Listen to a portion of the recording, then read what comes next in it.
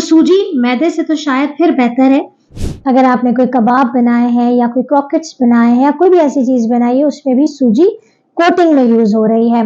आप बहुत ज़्यादा ना खाएँ क्योंकि हमेशा इम्पॉर्टेंट ये होता है कि आप कितना खा रहे हैं इंस्टेड ऑफ कि आप क्या खा रहे हैं। तो अगर आप तमाम चीज़ों को मद्देनज़र रखते हुए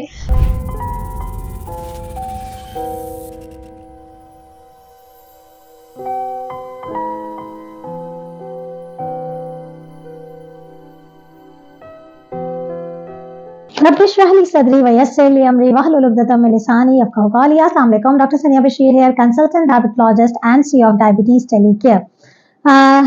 यकीन करती हूँ और उम्मीद है और आप लोगों के फीडबैक्स जो मुझे मुसलसल आ रहे हैं वो यकीनन हमें और हमारी पूरी टीम को बूस्ट कर रहे हैं कि हम जो डायबिटीज़ एंड विंटर सीरीज़ आप लोगों के लिए लेकर आए हैं ताकि डायबिटीज़ के पेशेंट्स भी अपनी सर्दियों को उसी तरीके से एंजॉय कर सके जिस तरीके से एक नॉर्मल और हेल्दी इंसान एंजॉय करता है, और अपने आप को ऑड वन आउट बनाने के बजाय उन्हीं चीज़ों में अपने लिए स्मार्ट तरीके लेकर आए। इसी हवाले से आज जिस टॉपिक पे मैं बात करने वाली हूँ वो भी आप लोगों की ही डिमांड है, आप लोगों की ही मैसेजेस पे ये वीडियो बनाई जा रही है कि जी हाँ, हम बात कर रहे हैं कि सूजी जिसे सेमोलिना भी कहते हैं, रावा सूजी भी कहते हैं, मुख्तलिफ नामों से इसे पुकारा जाता है, लेकिन पाकिस्तान में जो लोकल लैंग्वेज है उसे सूजी कहा जाता है। सूजी का आटा, वो सूजी शुगर के पेशेंट्स के लिए मुफीद है या नहीं है, और इसके कार्ब कंटेंट्स क्या हैं, और ये तमाम चीज़ें कि ये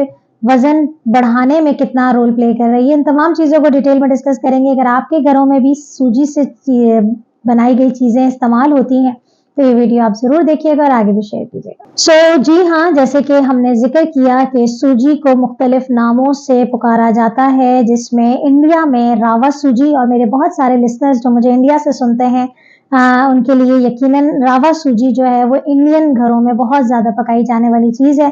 पाकिस्तान में सूजी से बनाई जाने वाली चीज़ें बहुत सारी हैं, जिसमें सबसे पहले तो सूजी का हलवा आता है। तो डायबिटिक पेशेंट्स को पता होता है कि ये हमने नहीं खाना है, लेकिन इसके अलावा भी सूजी जो है वो मुख्तलिफ सॉसेस में मुख्तलिफ जो चीज़ें बन रही होती हैं उसको गाढ़ा करने में इस्तेमाल हो रहा होता है। सूजी जो है उसके सीरियल्स बहुत कॉमनली जो हैं वो अवेलेबल होते हैं। सूजी की जो दलिया बनाया जाता है या दूध में मिक्स करके पिया जाता है, तो सूजी जो है वो इसमें भी इस्तेमाल होती है। बाज़ औक़ात चीज़ों की कोटिंग में, अगर आपने कोई कबाब बनाए हैं या कोई क्रॉकेट्स बनाए हैं या कोई भी ऐसी चीज़ बनाई है उसमें भी सूजी कोटिंग में यूज़ हो रही है। तो सूजी जो है वो इसके अलावा हमारे पास हमारे घरों में सूजी का दलिया बड़े शौक से खाया जाता है, दूध में मिक्स करके इसको बनाया जाता है। सूजी से पुडिंग्स बनाई जाती हैं। तो ये तमाम चीज़ें ये हैं कि सूजी का इस्तेमाल होता है। इसके बाद ये है कि सूजी आखिर है क्या चीज़। तो देखें, सूजी जो है वो गंदम से ही बनती है, और गंदम का जो आटा है, जब हम कहते हैं कि गंदम का आटा अपनी असल शक्ल में होता है तो वो बहुत अच्छा है, लेकिन जैसे जैसे वो पिसता चला जाता है, अगर वो कोर्स फॉर्म में है तो होल व्हीट आटा या चक्की का आटा जिसे हम कहते हैं, तो उसमें तो ये अच्छा रोल प्ले करता है कि उसमें ग्लाइसेमिक इंडेक्स भी कम होता है, फाइबर ज़्यादा होते हैं। लेकिन जैसे जैसे वो रिफाइंड फॉर्म में आता है तो वो मैदा बनता है, लेकिन उसी का ही एक बाय प्रोडक्ट खास तौर पे जो व्हीट के पोर्शंस होते हैं, वो व्हीट का पोर्शन जिससे पास्तास क्रिएट होते हैं, जिसे जो है वो स्पैगेटीज क्रिएट हो रही हैं, उसी में से वो आटा कोर्स फॉर्म में निकल के सूजी बनता है।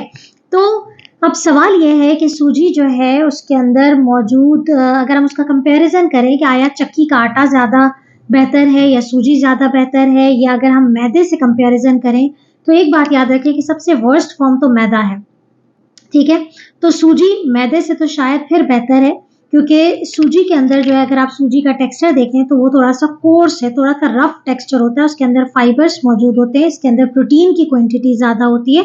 तो एज कम्पेयर टू मैदा, सूजी फिर बेटर है। लेकिन सूजी इटसेल्फ, उसका ग्लाइसेमिक इंडेक्स जो है वो 66 है, जो कि अपर मीडियम लेवल पे आता है, यानी कि इसके शुगर बढ़ाने की सलाहियत बहुत सारी दूसरी चीज़ों से कहीं ज़्यादा है।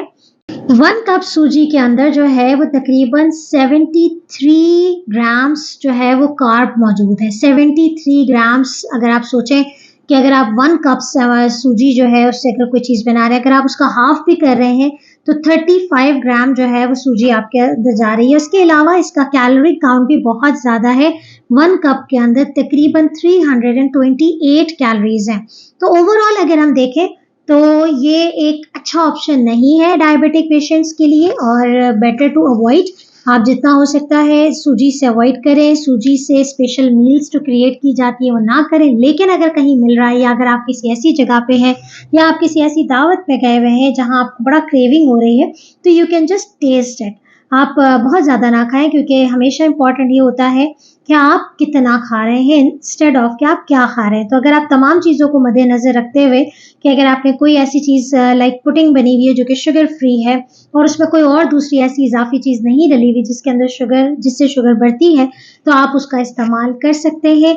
इसके अलावा आप अगर सूजी को आपने अगर दूध में पकाना है, तो आप तकरीबन ये है कि 1 टेबल स्पून आप या हाफ टेबल स्पून का इस्तेमाल कर सकते हैं 1 कप मिल्क के अंदर। तो वो थोड़ा सा आपकी जो रब है या दलिया है, इस तरह की चीज़ें बहुत सारे घरों में मुख्तलिफ कल्चर है हमारे पाकिस्तान के, और इनको बनाई जाती है। इसमें कोई शक नहीं है कि सूजी के अपने बेनिफिट्स हैं, इसके अंदर न्यूट्रिशनल कंपोनेंट्स हैं, खास तौर पे इसके अंदर मिनरल्स, मैग्नीशियम और आयरन मौजूद है।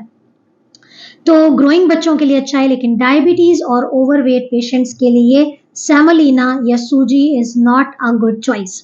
तो उम्मीद करती हूँ कि आप सर्दियों में ऐसी कोई पकवान नहीं इस्तेमाल करेंगे कि जिसमें सूजी का इस्तेमाल हो। बाकी दूसरी बहुत सारी चीज़ें हैं एंजॉय करने के लिए। तो अपना बहुत ख्याल रखें और सर्दी में मज़े मज़े की चीज़ें बनाएं, लेकिन एहतियात लाजिम है, और यकीन करें कि वर्जिश भी साथ में उतनी ही लाजिम है। अपना बहुत ख्याल रखिएगा, दुआ में याद रखिएगा। अल्लाह हाफ़िज़।